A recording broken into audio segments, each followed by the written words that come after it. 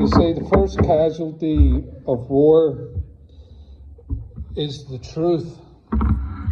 They've said it in different ways. It's been said by the Greeks, it's been said in modern times, but the idea is this: the first casualty when it comes to war is the truth. Now, what does that mean? First casualty of war is the truth. It means that when men break out into war, they start telling lies. And they tell lies in a calculated, strategic way. The term we use for it is propaganda. It's an orchestrated system of lies. Nowadays, they use the television, they use the internet, they use social media, they use the newspapers, they use certain people to keep the narrative going in the way that they want it to go. It's called propaganda. Since this war kicked off in the Ukraine, if you've been anywhere on social media, the internet or newspapers, we've been hearing a little bit of propaganda. But now there's propaganda from both sides. The idea with propaganda is you lie to demoralize the enemy, and you lie to encourage your own troops, or you tell lies to get financial and political support from the populace who are supporting your war effort, or from your allies who are also meant to be supporting your war effort. It's interesting the propaganda is so powerful because people do not want to be on the losing side, or even hear the idea that they're on the losing side. So propaganda is to give the illusion of victory and success and winning to the people you're trying to sell this war to. Because there's a problem. When people think they're on the losing side, they tend to jump ship. They tend to vote with their feet. Everyone wants to be on the winning side. There's something about us that we're desperate to be winners. So propaganda is to take the heart of your enemy, destroy it, and then convinces people to give up in the battle. Now, the war that we fight as Christians is a spiritual war. Our fight is not with flesh and blood, but with the principalities and powers of darkness in the heavenly realms. Ephesians chapter 6 tells us that. It's important for us to remember that our enemy, Satan, has a propaganda machine. He is very committed to propaganda when it comes to this spiritual battle that we have to face against him.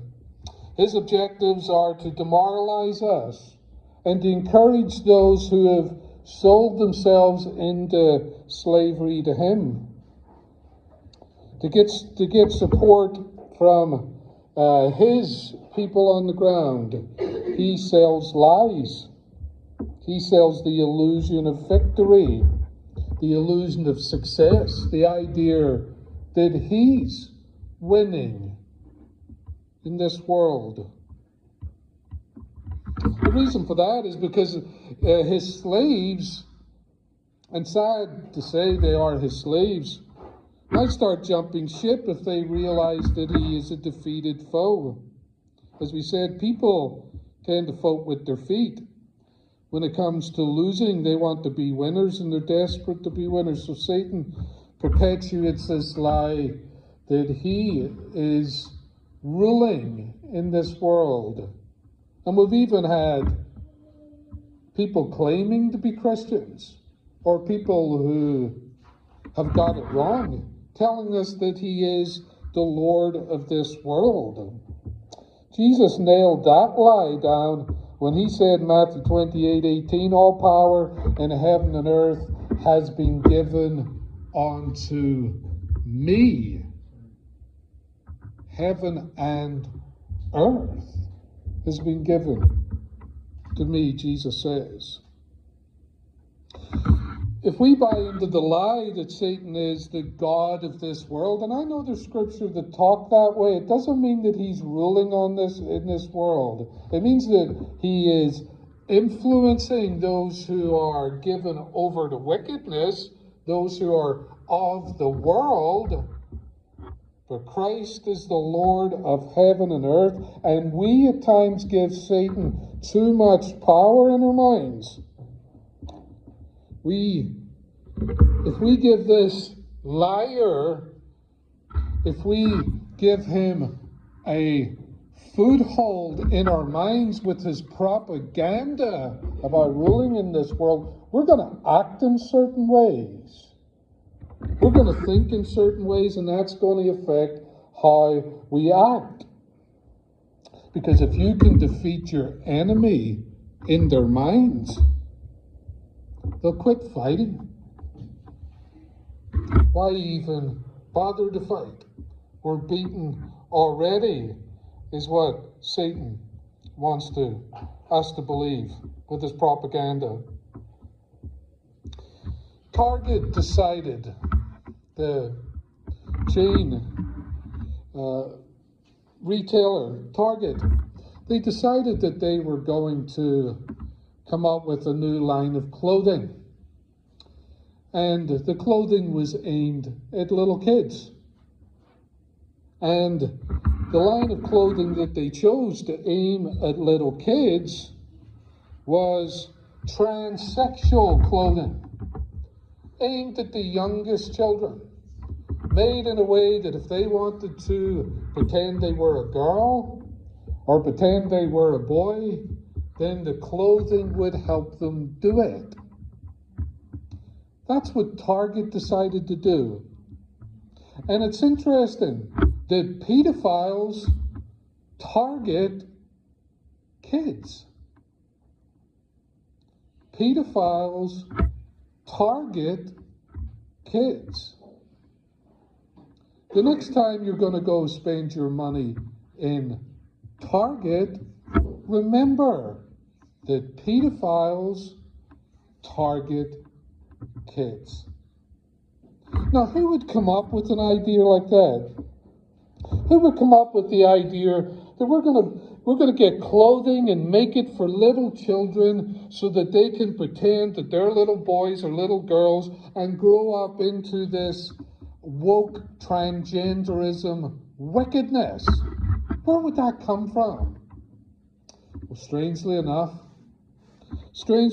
the guy who designed the clothes also designs t-shirts. And one of his t-shirts has a symbol, a pentagram on it, with a goat's head, and it says, Satan honors pronouns. Satan honors pronouns. So where does this come from? Where do these wicked ideas come from? Well, ultimately, it's our enemy in the heavenly realms. We have to keep this in mind. All of the evil that we see in this crazy world, all of the stuff that keeps you awake at night or concerns you, originates with the spiritual powers of darkness in the heavenly realms. The evil one is at the root of it all. That includes this woke agenda. It includes the communism that's being pushed upon us all over the West. It all comes from the spiritual realms. These ideas are rooted in the one whom we battle with. We must keep in our mind that this is a spiritual fight, that we must fight and we must win. We must not focus on the people that are doing this. We must not, because our fight is not with flesh and blood, but the principalities and powers of darkness in the heavenly realm. Our enemy wants us to focus on the people. He wants us to focus on the homosexuals, the lesbians, the transsexuals, however they want to describe themselves, or those pushing their political agenda. Satan wants us focused there, because if we're focused there, we're not going to fight him when he's at the root of it all. It's a spiritual battle we're in. Do you see the lives around you being destroyed? Do you see the country around you being destroyed? Do you see the people enslaved around you? It's all about spiritual warfare. It's a battle against evil, and thus we must fight it with spiritual weapons. And we have the weapon, the one that tears it all down, the dunamis, the dynamite of the gospel of Jesus Christ. Unleash that and see Satan's kingdom crumble. But we also must keep this in mind about our enemy. In Luke chapter 4, Jesus goes into the desert with Satan for 40 days. He's a representative of the nation of Israel who went into the desert for 40 years. You remember? They went into the desert for 40 years and they were beaten by the devil. But when Jesus goes into the desert for 40 days, he defeats Satan. We need to remember that. Our enemy is a defeated foe. Christ beat him in the desert and he beat him on the cross. So when we go into this warfare against evil, we're going against a defeated foe. Regardless of the propaganda we hear, regardless of the stuff coming through the internet or coming from the newspapers, he's beaten. He's a defeated foe. We go not to wrestle, but to conquer the devil in the name of Christ. It's awfully important we remember that. John chapter 12, Jesus says this.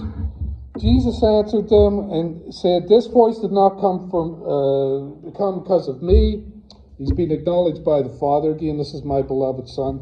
With him I am well pleased." John 12:30, he said, Jesus' Son saying, "Now is the judgment of this world. Now the ruler of this world will be cast out." He's talking about going to the cross, crushing the head of the serpent. You remember Genesis 3, 15 to 16?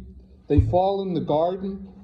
God comes into the garden. He says to, first of all, to Satan, "I will put enmity between your offspring and the offspring of the woman. He shall crush your head, and you shall strike his heel." Talking about Christ. Talking about Christ on the cross. Yes, it was excruciatingly painful for Christ on the cross, but it was the end of the devil. He got his head crushed. That's the end of a snake. Christ has defeated evil, and that means we have already won when it comes to this fight. But it's important for us to keep in mind the nature of this victory. Packing church buildings with customers. And that's basically what it is. Packing church buildings with customers is not what we're called to do. It's not going to change anything. We can force everybody back to church at gunpoint in this country. Nothing changes. Nothing changes.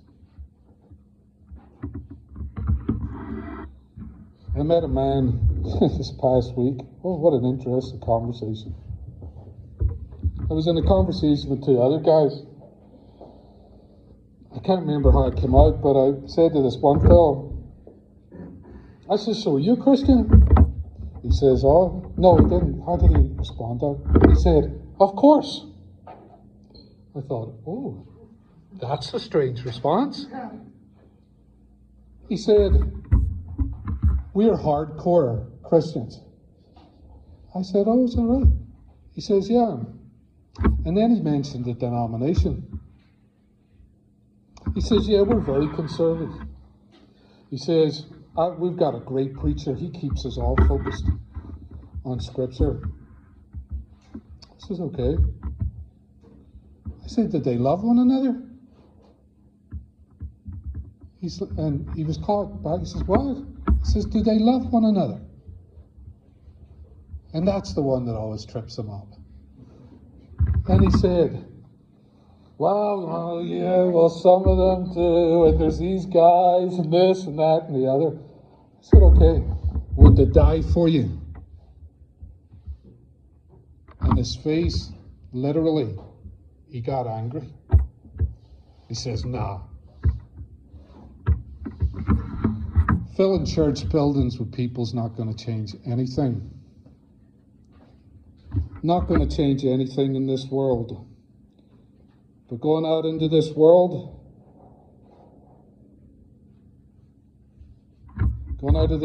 and preaching Jesus Christ crucified, turn the place upside down. Everybody tells me we can't change the world. And how wrong they are. How wrong they are. Of course we can. Of course we can change this world. We can do it by the gospel of Jesus Christ. And do you know how I know we can do this? Is because the world has changed here today. It's changed here today. In this little room, at the center of the United States of America, by the way. The world has changed here today. And even if that's not true, your life was changed by the gospel of Christ. Individually. One at a time. We were going one way in life, into all kinds of trouble and stupidity and foolishness, and some of us got more into it than others did. But the gospel of Jesus Christ, Christ said, as Nathan said, you're invited to the table. I want you. Come and have life. And we got on board and we got life. Is it easy? Of course it's not easy.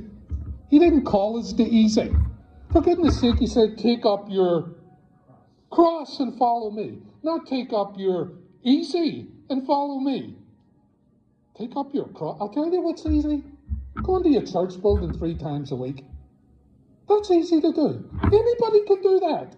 For goodness sake, the Muslims. I came out Muslims. I must write back to Ireland. Muslims.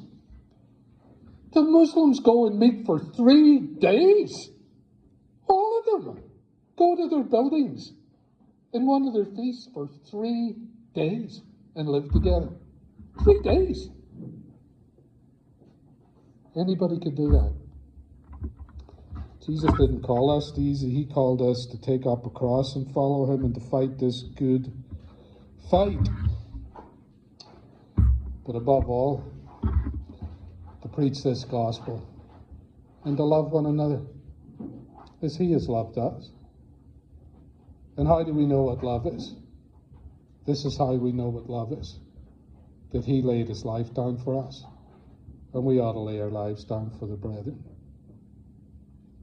Someone says, well, it doesn't look like we've won. You've said Jesus won on the cross. We've won. Doesn't look like Satan is defeated. Well, let's keep this in mind. It's a good question. You have to ask it.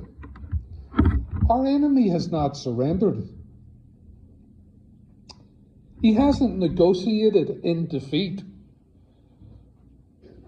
He still has his troops on the ground. Don't you see? We need to understand the nature of his defeat. When it came to World War II, things were not going well for the West, their allies. The only ones that were left was Great Britain, where I'm from, and we hadn't done very well. My grandfather was picked up from the seashore of Dunkirk with all of his friends, and they were carried back to Great Britain because the Nazis had driven them back. We don't even know why Hitler did not invade at that time, but he didn't. A lot of prayers were being offered. Things weren't going well. And then this little country called the United States of America got involved in the war. Pearl Harbor happened. And the United States of America got involved in the war. And do you know what Churchill said? Churchill said this. They asked him, they said, when did you know the Second World War was won? When did you know you'd won? He said, when the United States of America entered the war, I knew we won. Let me read a quote from his autobiography. Now, at this very moment, I knew the United States was in the war, up to the neck and into the death. So we had won, after all. How long the war would last, or in what fashion it would end, no man could tell, nor did I at that moment care. We should not be wiped out. Our history would not come to an end. Hitler's fate was sealed. Mussolini's fate was sealed. And as for the Japanese, they would be ground to a powder. All the rest was merely a proper application of overwhelming force. That was in 1941. War didn't end in 1945, if I'm correct. See, he knew they'd won. It was just a matter of time. We need to watch out for satanic propaganda when it comes to the idea that evil's win this world. We've won. Because Christ has won. Because the head of the serpent has been crushed on the cross. It's just a matter of time before this thing's wrapped up. But Satan's beat. He's defeated. As Hitler was. As all those other, all those evil powers were when united, because a greater power had entered into the war. And when Jesus died on the cross, serpent's head was crushed.